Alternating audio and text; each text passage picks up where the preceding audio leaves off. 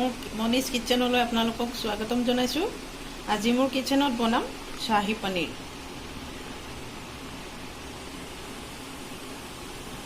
শাহী পনীৰ বনাবৰ কাৰণে মই ইয়াতে 200 গ্ৰাম পনীৰ লৈছোঁ আৰু ইয়াত ব্যৱহাৰ কৰিবলগীয়া মছলাসমূহ হৈছে অকণমান দালচেনি, কেইটামান ইলাচি, লং, গোটা জিৰা, শাহী জিৰা যিটো হয়, 2-3টা শুকান জলকীয়া, অকণমান তেজপাত, খুব কম পৰিমাণৰ নহৰু, 1 ইঞ্চিমান আদা,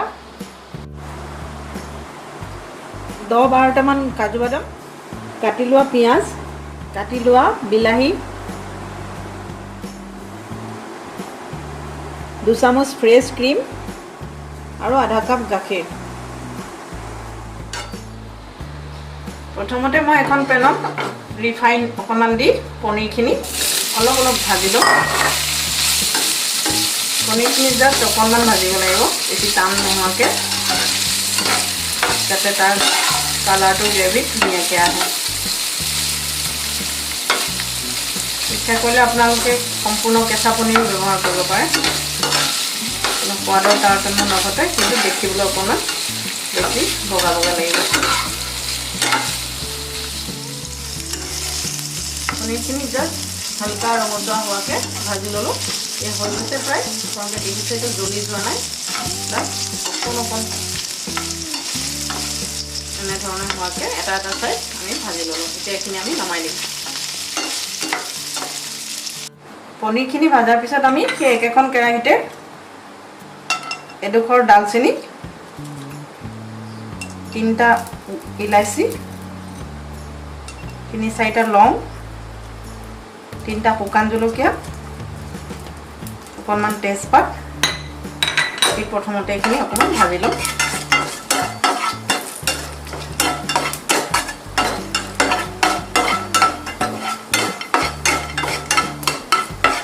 এইখিনি অকণমান ভাজা হ'লে আমি তাতে যিকেইটা জিৰা লৈছিলোঁ, আধা চামুচ জিৰা দি দিম। আমি জুইটো বহুত কমকৈ ৰাখিব লাগিব, যাতে আমাৰ মছলাখিনি জ্বলি নাযায়। জিৰাখিনি ফুটাৰ লগে লগে আমি তাত পিঁয়াজখিনি, এটা ইয়াত ডাঙৰ কাটি লোৱা পিঁয়াজ আছে, পিঁয়াজখিনি আমি ঢালি দিম।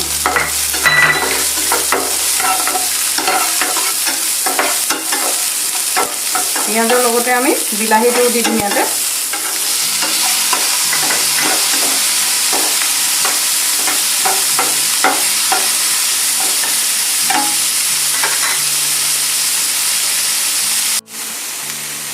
এতিয়া অকণমান আমি নিমখ ব্যৱহাৰ কৰিম, খুব কম পৰিমাণে। এইকাৰণে নিমখটো ব্যৱহাৰ কৰিছোঁ, যাতে বিলাহী আৰু পিঁয়াজখিনি সোনকালে সিজি যায়।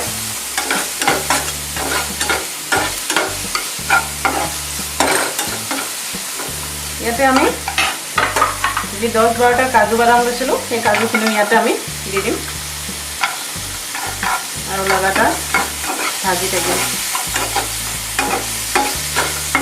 মছলাখিনি অকণমান ভাজা গোন্ধ অহালৈকে, মছলা মানে যিখিনি আমি ব্যৱহাৰ কৰিছোঁ গোটেইখিনিত অলপ ভাজা গোন্ধ অহালৈকে ভাজি ল'ম।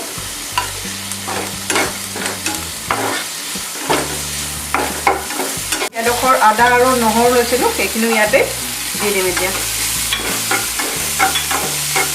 আদা ইচ্ছা কৰিলে আপোনালোকে সৰু টুকুৰাত কাটি ল'ব পাৰে, আৰু যিহেতু এইটোৰে আমি পেষ্ট বনাম, এতিয়া মই ডাঙৰকৈ দি দিছোঁ।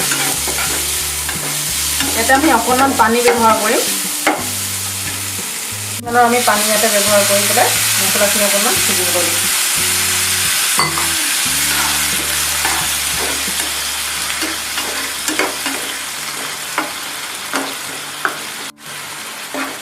পিঁয়াজ আৰু বিলাহীখিনি গলি নোযোৱালৈকে আমি জুইৰ ওপৰতে ৰাখিম মছলাখিনি।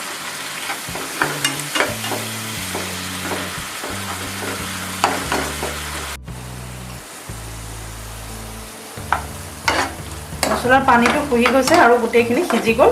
পিঁয়াজ, বিলাহী, কাজু সিজি গৈছে। এতিয়া আমি এইখিনি গেছ বন্ধ কৰি উঠাই দিম এটা বাচনত।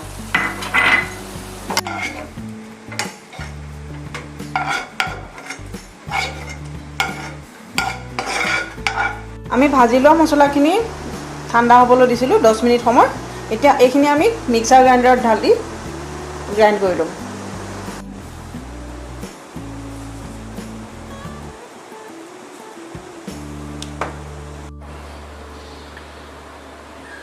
কেৰাহীত আমি তেল গৰম কৰি ল'ম প্ৰথমতে তাতে অকণমান বাটাৰ দি দিম বাটাৰটো অপচনেল আপোনালোকে ইচ্ছা কৰিলে নিদিবও পাৰে নিদিয়াকৈ থাকিব পাৰে মই এটা অকণমান ব্যৱহাৰ কৰিছোঁ আৰু ইয়াতে আমি দুটা ইলাচি অকণমান দালচিনি আৰু লং দি দিলোঁ অকণমান আধা চামুচ কাশ্মীৰী লাল মিৰ্চ পাউডাৰ অকণমান হালধি এই সময়ত আমি জুইটো কমাই ৰাখিম যাতে মছলাখিনি বেছি জ্বলি নাযায় অকণমান হালধি পাউডাৰ হালধি বৰ বেছি দিব নালাগে আধা চামুচ দিলোঁ দি আমি এইখিনি অকণমান লৰাম আৰু গৰম মছলাৰ গোন্ধটো মছলাত অহাৰ লগে লগে আমি যিখিনি বনাই লৈছিলোঁ মছলা পেষ্ট বনাই লৈছিলোঁ সেই পেষ্ট বনোৱা মছলাখিনি আমি ইয়াতে ঢালি দিম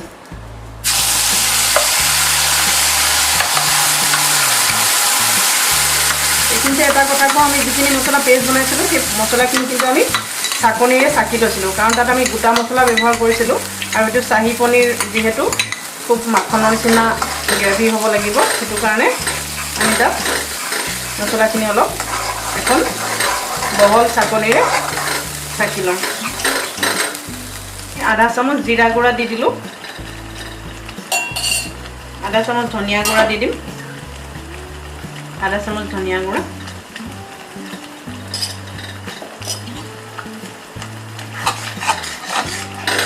খুব কম পৰিমাণে অকণমান নিমখটো এতিয়াই দি দিম নিমখ আমি আগতেও মছলাত ব্যৱহাৰ কৰিছিলোঁ গতিকে বেছিকৈ নিদিওঁ খুব কম পৰিমাণে অকণমান নিমখ দি দিম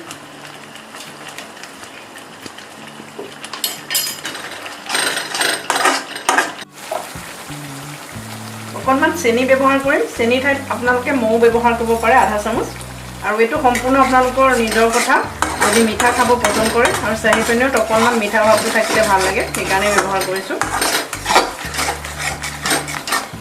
চেনিখিনি দিয়াৰ পিছত আমি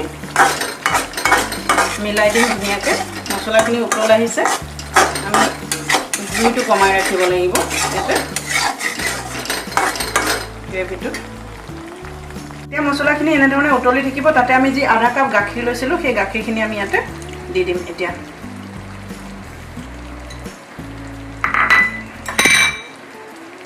গাখীৰটো দি দিম যিহেতু এইটো চাহী পনীৰ এতিয়া গাখীৰ ব্যৱহাৰ কৰিব লাগিব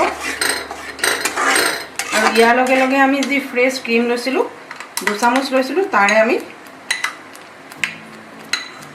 1/4 চামুচ পৰিমাণৰ ইয়াতে মিলাই দিম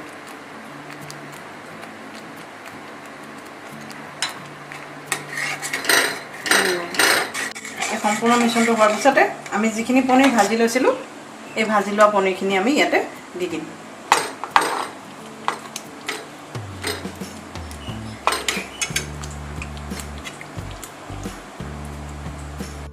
পনীৰখিনি ঢালি দি আমি মিলাই পেলাই এৰি দিম ইয়াতে আমি অকণমান জুইটো বঢ়াই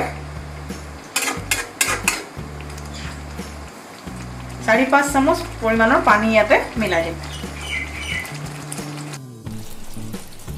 পনীৰ দিয়াৰ পিছত গ্ৰেভিখিনি আমি প্ৰায় 5 মিনিটমান সময় জুইৰ ওপৰত ৰাখিলোঁ ঠিক এনেধৰণে উতল অহাৰ পিছত আমাৰ এয়া প্ৰায় হৈ গৈছে প্ৰায় মানে সম্পূৰ্ণ হৈ গৈছে আমি ইয়াতে কচুৰি মেথি অলপমান দি দিলোঁ ওপৰত কচুৰি মেথিখিনি আমি গ্ৰেভিখিনিত মিলাই দিম যাতে ফ্লেভাৰটো সম্পূৰ্ণ গ্ৰেভিটোত গুচি যায় ইয়াৰ পিছতে আমি গেছ বন্ধ কৰি আনলোড কৰি দিম